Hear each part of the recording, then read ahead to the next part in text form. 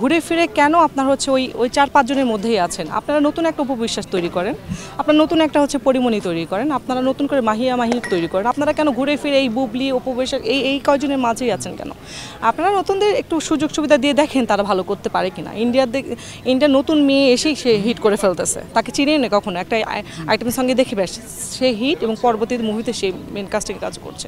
তো এটা আমি বলি যে এটা করা উচিত। যেহেতু সাকিব খান আমাদের মিডিয়া ইন্ডাস্ট্রিতে টপ লেভেলে আছে, সো আপনারা শুধু সাকিব খানকে কেন চোখে দেখছেন? আপনারা সাকিব খান আরেকটা সাকিব খান তৈরি করেন, একটা সাকিব খান আছে আপনারা আরেকটা তৈরি করে নেন, আপনারা নিজেদের ভিতরে সেই জিনিসটা ফিল করেন।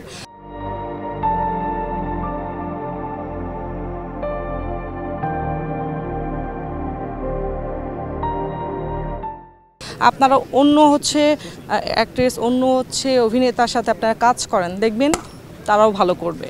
আমরা ঘুরে ফিরে আসলে সাকিব ভাইয়ের সাথে সব মেয়েরা কাজ করছে বা সবাই কাজ করার ইচ্ছুক থাকে, কারণ সে টপ পজিশনে আছে, তার মতো করে অনেকে ভালো চাইলেও করতে পারছে না।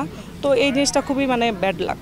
সবাইয়ের সাথে সবার কাজ করা উচিত এবং ভালো কাজ করার জন্য সহযোগিতা করা উচিত। অ্যাক্টিং কি আর মডেলিং কি, আসলে সবাই তো সুযোগে সদ্ব্যবহার করতে চায়।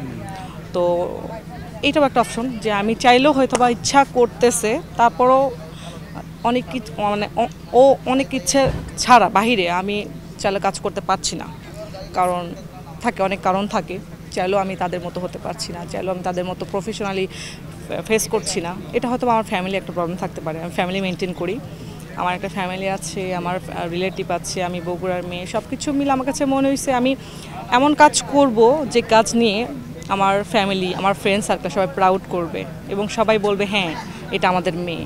এমন কাজ করতে চায় না যে সে বলতেই পারবে না যে এটা আমাদের মেয়ে বা এটা আমাদের বগুড়ার গর্ব। আমি এমন কাজ করতে চাই না। আমি চাই ভালো কিছু কাজ করার জন্য, ভালো কিছু কাজ এই শখ করে এত দূর পর্যন্ত এসেছি এবং হয়তো বা দেশে থাকলে আরও ভালো কাজ করতাম, ইচ্ছাও ছিল, বাট চলে যাবো আর কি, এরকম চিন্তা।